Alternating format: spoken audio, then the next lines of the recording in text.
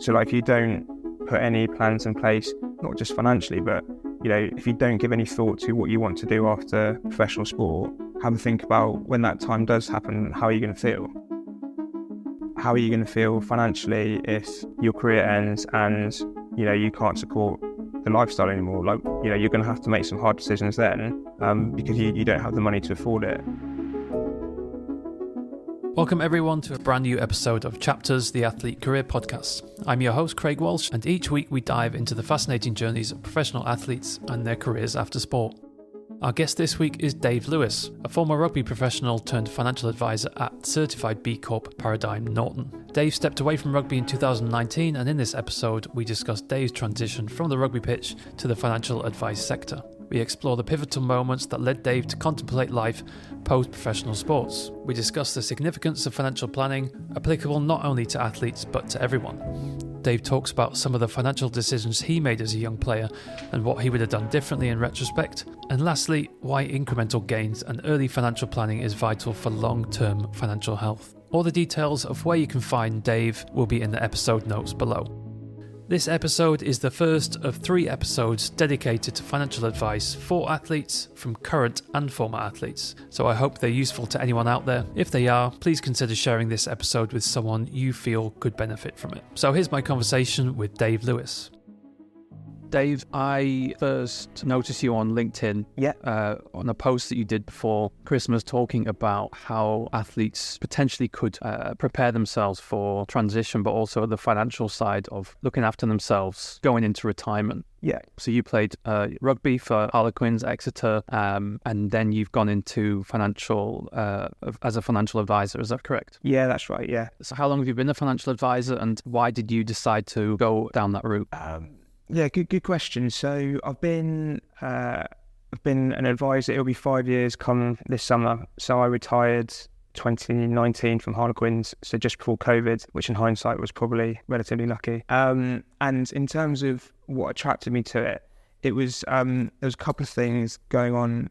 So basically, if I sort of talk about sort of early stage of my career, going back to Gloucester, I was sort of one of the younger members of the squad, and unfortunately at the time, there were two guys in the squad who were a little bit older. One was kind of mid-20s, one was, I think, probably over 30s. But they both had to retire at similar times. Okay. And one of the lads was in his prime, like he was doing really well, but he had to retire through injury. And then the other chap was towards the end of his career, and it was more winding down. But I felt like their two experiences and how they felt about moving to a second career was quite different. Even so, and I say this because the guy that was younger, that in a lot of ways had the more traumatic sort of closure of that chapter, because of the injury, he was almost at peace with it, and he was almost more settled because he was quite secure. Like he had I think he had various property investments. He was educated. He was coaching or educated to a high standard at coaching. He was doing work experience in schools. He had various other sort of policies in place and had looked after his finances. So it was more a case of, this is really rubbish that, my career's cut a lot shorter than I hoped it would have been. And I had all these dreams and aspirations, but, at least it's a good springboard into that next chapter, and, we can continue lifestyle, etc. That's what I came across as. Whereas I was looking at the sort of the slightly older member of the squad, and it just seemed like a bit more of a challenge, like a bit more of a struggle. And obviously you're never inside someone's head, so you don't know, to what extent that could have just been like the identity of being an athlete, and then, the challenges that not, having that sort of taken away from you bring. But it felt like that maybe he was looking back at his career thinking, I wish I'd done a little bit more outside of the professional sports bubble. Yeah. And I don't really know what I want to go to. And he was, having lots of conversations with lots of different people, trying to sort of find that next thing to go to. And I just felt from the, just from watching the two of them around the training squad and everything, it was kind of clear, like I know what position I want to be in whenever that point comes. So that was sort of like the first thing that triggered me to think I need to start thinking about what else am I going to do? Because rugby's not going to last forever.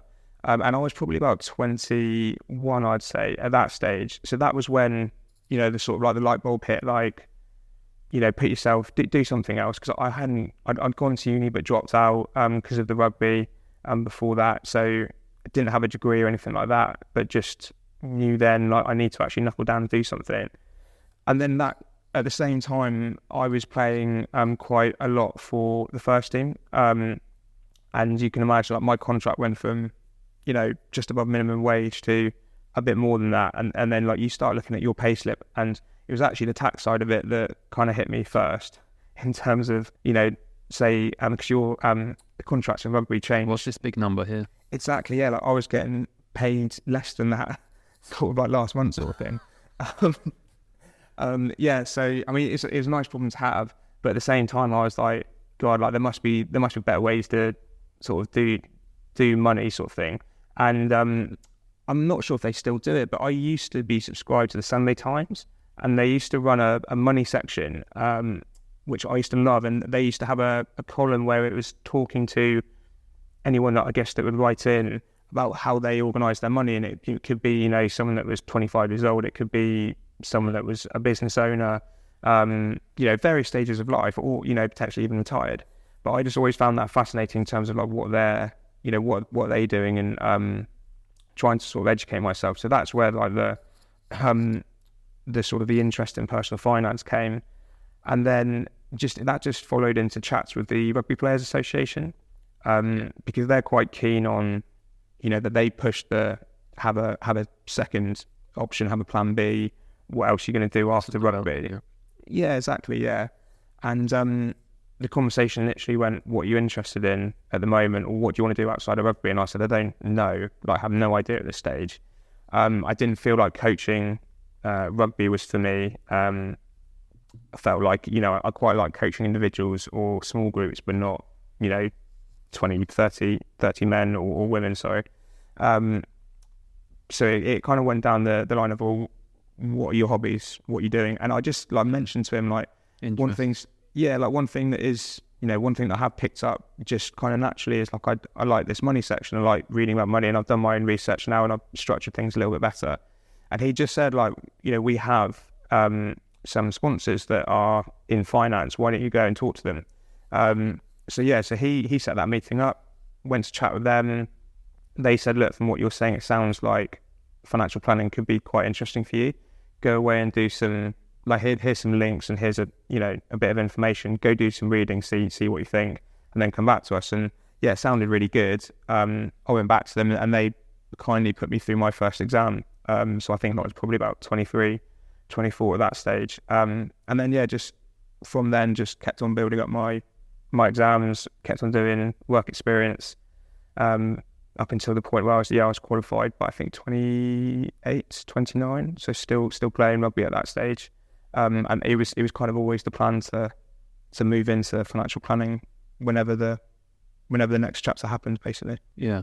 Two things that I notice is, you were both young. The lad you were talking about who retired with injury.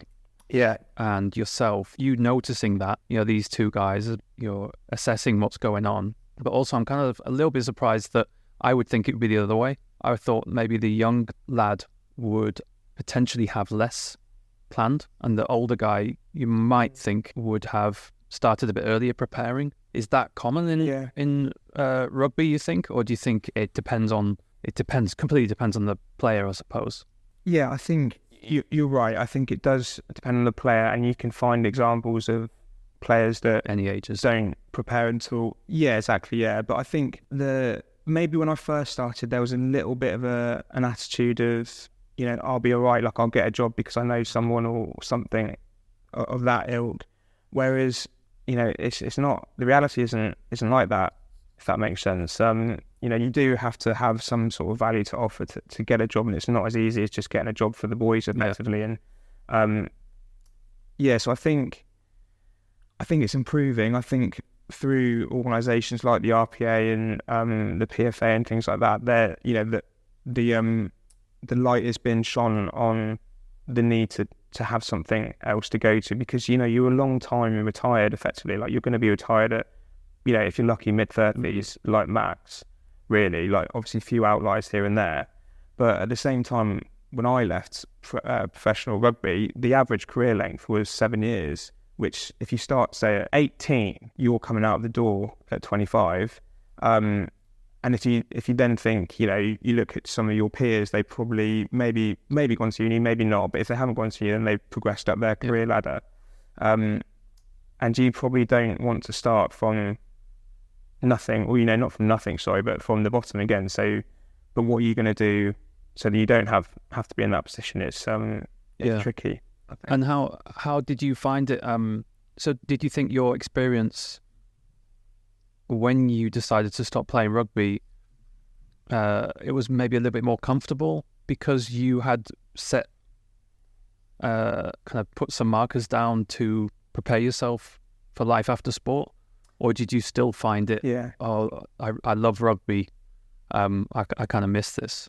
A bit of both, really. I think the way I look at, when an athlete moves to the next career, like if you can imagine a cross, for example, and on the top of that y-axis it would be planned, and the bottom would be unplanned, and then on the x-axis you'd have unexpected and expected.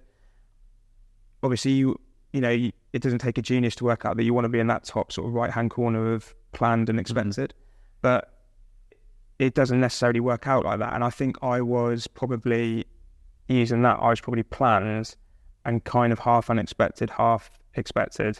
So it made it easier because I had a qualification that I could use, and I had a profession that I'd done some work experience in that I knew that I enjoyed. Having said that, I'd not done the job, day to day for months on end, etc., because obviously you just can't.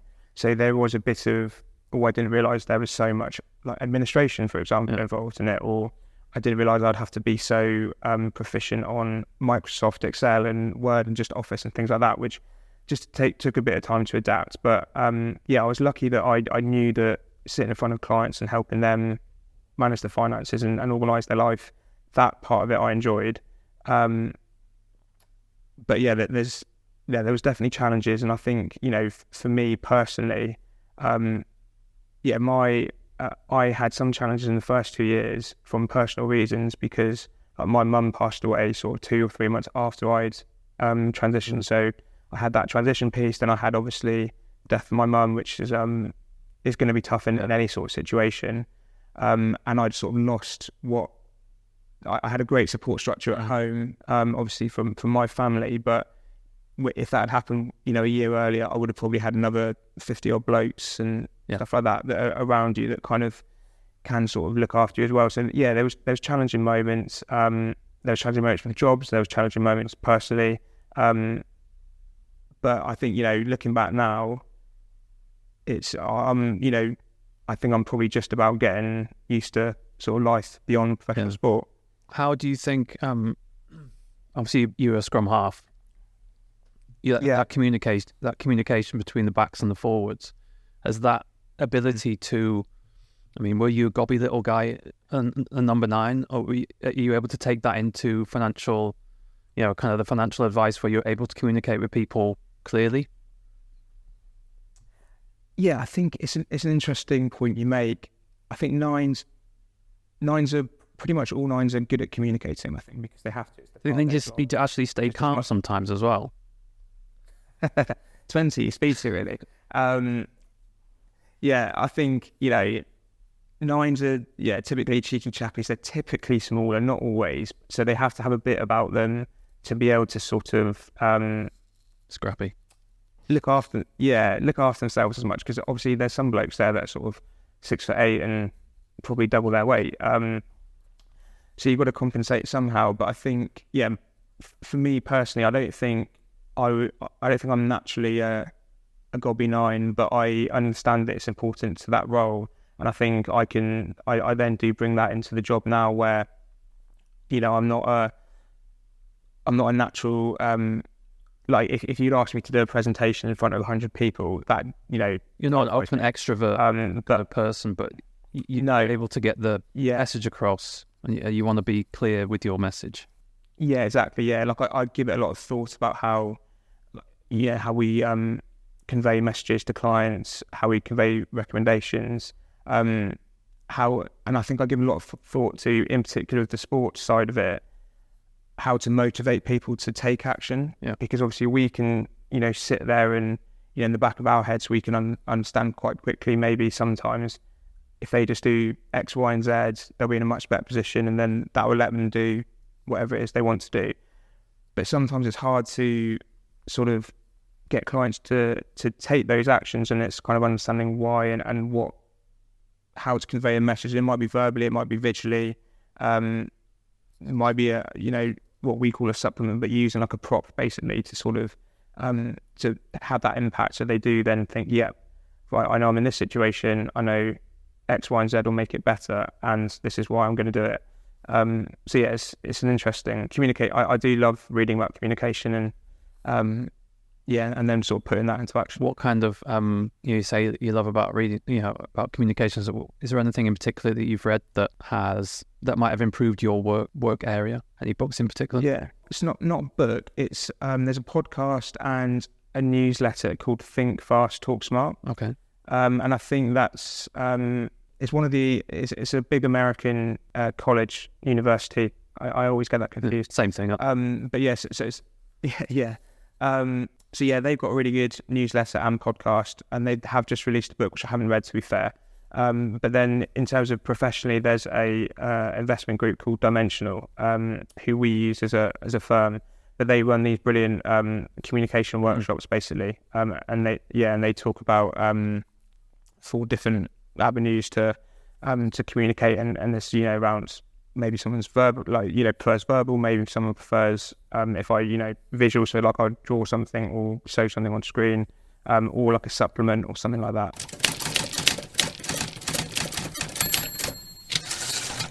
We're kind of lucky to have this free tool in a way of LinkedIn. How important has LinkedIn been for you as a kind of a networking tool after your career? I think it's really important, and I probably understood this more recently. And what I use LinkedIn for now is to just air my views on what I'm interested in, effectively. So obviously, transition is, I love talking about transition. I love helping people plan for that sort of stage. And where I like LinkedIn is because you can put your sort of opinions and views out there, and you naturally probably will attract people that are also interested in that. And then that's where what I like is that then, that's how we met. And from some of my posts, I've met other people that their content is really interesting, and I'm learning from them. And we've had good conversations off the back of it. And I think I think networking and communication on platforms, not just LinkedIn, but I think that's a really useful tool for athletes to have. I think someone that does it actually really well at the moment, who's actually playing, is Mike Brown. So he's playing at Leicester Tigers now, and he's definitely done a couple of university courses. I think he's doing one of the FA at the moment as well, on sort of high performance and leadership. And his posts on LinkedIn are all about what he's doing with his courses, and he'll link it back a little bit to what he's doing within professional rugby at the moment. Yeah, it's a completely different voice to maybe the person that if you just turn on the TV and saw him playing a game, it's like, it's chalk and cheese effectively. But he's almost he understands that, and he is naturally a relatively quiet lad, intelligent, but on the pitch he's different. But I think what he's using it for is that he's amplifying his voice. Sure. And I hope that leads to sort of opportunities that he may get post rugby. So I think it's a really useful tool to have. I think being authentic as well. Yeah, 100%, because like you step on the pitch, or you step across any sort of line to go to a sporting field, and sometimes you do have to take on a different persona. It doesn't. I'm sure, like, for example, I'm sure Conor McGregor isn't the Conor McGregor that we all see on YouTube and on. Probably worse. That would be scary. But I imagine, you say, like, him on a Sunday with a group of mates and with his family it's not going to be quite the character that we see. And obviously, there's reasons he does it, etc. But I think you can have your authentic voice, like you mentioned. And I think just talk about what you're interested in and just give a bit more depth to who you are as a person. Yeah, I think this is something that Gary Neville spoke about a few years ago, was how there were a lot of footballers, especially, who were able to kind of hand off their social kind of accounts to a media team. Yeah. And Gary Neville thought it needs to be a bit more authentic. It needs to be the player themselves doing it, because we love seeing the real person, don't we? We like to see, and sometimes we like to see the former athletes having a banter more than we do actually the actual analysis themselves, because you're seeing the real person. Yeah. Do you know what I mean? Yeah. And I think that's definitely, it sounds like Mike Brown maybe is going down that route. He's intelligent. He's given us information, but also we like to see who that real person is. Yeah. He's a former teammate of yours at Quins, wasn't he? Yeah, that's right. Yeah. Yeah. Tell me what your role is now. Sorry, as a financial advisor. Where are you now, and how long have you been there for?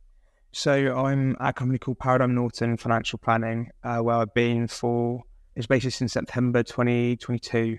And my official role is senior financial planner. And what I do is I work with professionals and athletes to help them manage their money basically, yeah. So no, it's a good role. I had a couple of roles before, a couple of different companies before sort of landing at PN. But Paradigm Norton was one of a few companies, 3 companies that I was looking at in whilst I was playing, in terms of these are the sorts of companies that I would ideally like to work for. Interesting. Yeah. So yeah, it's nice to have been given the opportunity. Yeah. Yeah. And you mentioned how you're advising athletes as well. Yeah. Is that actually in the job title? Like, have they decided, this is a kind of something we'd like you to concentrate on? Yes. So it's not in my job title because it's a relatively new push. But yeah, we're building sports practice, and it will be growing over the next we're launching and growing this year. So we're in. You caught me basically right in the middle of sort of writing bios for the website and sort of building out things. So it's really exciting actually. And we're having lots. Yeah. So it's it's actually it's great, and we're building it out at the moment. 2024 will be a year that it launches, and hopefully we grow it. I've previously looked after athletes before, so hence my sort of interest and love of doing it. And there's also various other people in the business that have experience with different sports as well. So not just rugby focused, who are keen to sort of focus down on this sort of type of client, because there's a need for it. So yeah. I mean, like any, the reason why businesses are started is because there is a problem, and when you're able to solve that problem, that's where there's a value, and that's where business could be made. So obviously, Paradigm Norton have seen a potential to solve a problem here. So are there any areas in particular that you could tell us about what you're concentrating on regarding kind of financial advice for athletes? Yeah, of course. I think the big one probably is maintenance of lifestyle. So if you take a young athlete, typically they'll probably, if they do relatively well, for example, they'll typically probably earn more money than say their peers, and then their lifestyle may increase, with that income increasing. But then what happens when they move to a different career, and the likelihood is the income maybe decreases by quite a lot. However, the expenditure still increases. Like at that stage, if we just take a rugby player, because it's easier, but you take a rugby player that maybe retires at 32, they potentially might have a mortgage, they might have kids, those kids might be in nursery, which costs money, mortgages might be high because they've had a high income, and they would like a nice house, for example. Those sort of expenses will always continue, but the income might not be there. And then it's, how do you sort of plan for that stage so that you can continue to enjoy life, doing all the things you want to do, going to Pizza Express, going on holidays, day trips, etc., with the family, without necessarily the income that's going to pay for it. And that's where financial planning can come in, because with good planning, you can take some sensible assumptions, and you can, help them plan for that period. Maybe it might be, ideal world, that they do go and get a job that pays the same amount of money, and that's, relatively simple then, but it might not be that. And there might have to be a period of time where you fund your lifestyle partially through income and partially through money maybe you put aside, as well as the fact that that's in the ideal world. There's, and that doesn't happen that often. You could have players that get injured, prematurely, and then what happens to them? They were maybe 20, say, like, a young player's 24, just coming into his prime, and he's looking at it like, yeah, I'm playing really well, got this contract offer, that's, really good chunk of money. What can they do with that sort of money over the next, 5 to 6 years, in terms of what does that, what sort of lifestyle does that build for themselves? But what happens if they go out on a Saturday and get injured, and then, if it's in the English league, you'll get 9 months from the clubs typically, and maybe a bit of a top up from the RPA, for example, but that's probably going to be a lot less than what you could have earned over 6 years, 6-10 years. Sure. Sorry, did you say like a 9-month payoff, was it, or what do you mean? Yeah, so when I was playing, I don't think this has changed, but when I was playing, basically the contracts are relatively standardised, and within the Premiership, it would always be, if basically in this example, like if you got injured, you would have sort of a guaranteed 9 months of being paid your wage, and then it was up to the clubs afterwards to reduce it, if they reduced it. Sorry. So if you you could potentially have like maybe a big knee blowout, and they'll you guarantee you're going to get paid for that 9 months. But then there was players that I knew that then were having conversations with the club about, because they wanted to reduce their wage because they're still on that rehab sort of program, not quite back to full fitness. And in that example, that player did come back and it was fine. But what I mean is, even though you've signed a 3-year contract, you get injured, you've only got that guarantee for 9 months, and there's a period of time after that where you're going to have to sort of make your own ends meet potentially. Our clubs will look after you. They're not just, you'd hope they're not just going to chuck you out the door, for example.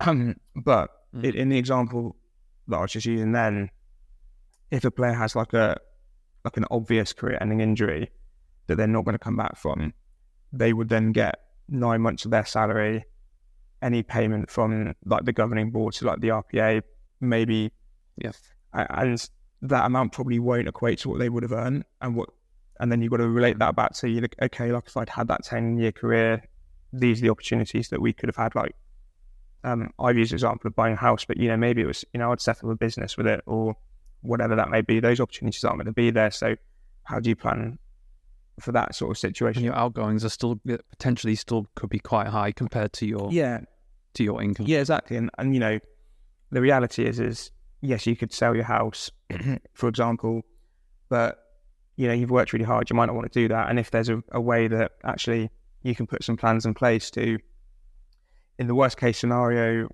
you're in a good position because maybe you've got some insurance there as well that would pay out in that sort of situation, so that then you can continue in the sort of lifestyle. And in the best scenario where you've had a 15-year career, and over that period of time you've been sensible, making smart decisions with your finances, but also you've been doing something on the side, whether that is build a business, go to university, get some work experience, or whatever that may be.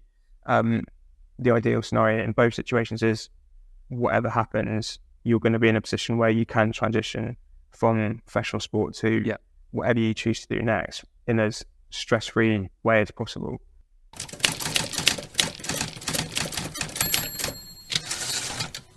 This goes back to your LinkedIn post now that we kind of met. Yeah. And what occurred to me was, regarding the post, was, would some people be... we live in this world of kind of, we want things tomorrow, or a lot of people want things to happen tomorrow. Is there a kind of a potential for people thinking, oh, that sounds kind of a bit boring to prepare for the future? Is it kind of trying to talk to people and tell them that you're not getting it tomorrow, but how exciting is it going to be when you are financially in a position where you are comfortable in 20 years' time? We're thinking of the long term. Yeah. And I mean, like with sport, it's possibly not going to be, it's not going to be 20 years' time, because they're going to be, mid-30s. And you're the reality is you're not going to get a lot of 18-year-olds that are going to be really engaged in this. Hopefully you do, but there's going to be some sort of trigger at some point, and you're going to take one in sort of mid-20s, maybe, hopefully earlier, because it's better for them. But I guess in terms of getting the message across, it's things like questioning around, well, what do you think your life is going to look like if you don't do it? So like if you don't put any plans in place, not just financially, but if you don't give any thought to what you want to do after professional sport, have a think about when that time does happen, how are you going to feel? How are you going to feel financially if your career ends and you can't support the lifestyle anymore? Like you're going to have to make some hard decisions then, because you don't have the money to afford it. Is the easier option to put some plans in place, slowly but surely now? Because going back to the two chaps that I mentioned at the start, the one that was sort of mid-20s, he had been working on things off the field for a number of years beforehand, and he didn't know, obviously, that he was going to have a career-ending injury. He was hoping to play till he was 35 probably. That didn't happen, but he was still doing those plans because it was just like little and often. Whereas, the chap that was a bit older, he hadn't thought about it. He had always just been, I'm a rugby player and that's what I'm doing. And, that's fine. There's arguments for that, having that. Some could pay off for some people. No, exactly, yeah. And I'm thinking from a different sport, like, Cristiano Ronaldo seems to be completely hell-bent on making himself the best possible footballer. And even if he took the money away from it, that is just his mentality. Like, he just wants to be that number one. He doesn't want any sort of, I don't think they are distractions, but he doesn't want anything else in his life that, could take him away from doing football. But the point I think I was making on that post is that you could basically be in one situation where your urgency is low, but you're just continuing to do it over a long period of time. So then when you do get to that point, you've got all this experience backed up and you've got these plans in place, or your urgency is going to be super high because you've not given yourself any time. And then that leads to other sort of emotions like stress and anxiety, and which can lead to other problems. And, I just think, I know personally what camp I would rather be in. I'd rather do the little work and often, rather than, leave it till the last moment. And then it's like cramming for an exam as well, isn't it?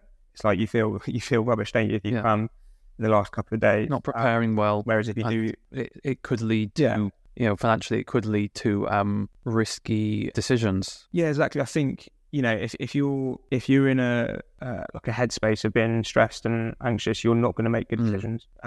You're not going to make good decisions, but the probability of you making a good decision is going to be less than if actually, you're comfortable that you've put yourself in a good position from a career point of view, but also from a financial point of view. You're then in a better headspace because you're not as stressed to then make a decision on what is best for you and your family, if you've got one, on that next chapter. Have you come across common themes of financial, let's say athletes have come to you? Has there been some common themes that you could talk about? In terms of, like good and bad habits? Some athletes come to you, or kind of clients come to you with financial problems, or is it a way of coming, this is what I have, and this is what I would like to kind of achieve in the future? Yeah, I think the first, what you said first about having a problem is kind of, that's quite typical across any sort of clients. Like, something would have happened. Like, the reality is that in our role is that there's very few people, I'm sure there's a few out there, that wake up on like a Wednesday morning and think, I need like a fully holistic financial plan for the next 20, 30 years, like, etc. in my life. So it's usually, there's usually some sort of trigger. And like, for me, like, for example, mine was seeing two guys retire. That was the trigger for me. For everyone, it might be individual. It could be someone's just played really well and they've got a big new contract. It could be someone's moving clubs, for example, and or it could be age. It could be I'm 28 now, like 30's around the corner. I really need to start thinking about this. I haven't done anything yet. So yeah, like we the reasons always probably slightly vary, but it's probably more of a problem. Coming to you with a specific, how do you do this, or how do I, something like that, and then you start talking to them about that, and then you move on to, well, have you thought about X, Y, and Z, and it kind of broadens the conversation out. How has it improved you yourself with your finances? Have you noticed when you were younger or mistakes that you made when you were younger if you kind of first got your contract? Yeah, no, definitely. I made all the mistakes. I think so. I think when I did take that first sort of bigger contract increase, at the time I think I had like an Apple Mac. I think an iPad had just first come out, but I had all of that on like store credit and things like that. And I'd got to like the end of one month, and the month before I'd played like 3 or 4 games for the first team. So I had all of my bonuses as well, had the increase in contract. And I think at the end of 1 month, I was still eating like toast and beans because I just spent all my money on like these outgoings for these like toys basically, and probably going out and buying clothes. And I was never much of a drinker, but yeah, just basically like frittering it away on useless rubbish. And you just feel pretty rubbish, to be quite honest, at the end of that when you're like, well, I've got paid X amount of money and I've got nothing to show for it. So definitely that was you definitely don't want to be in that position. I'd say.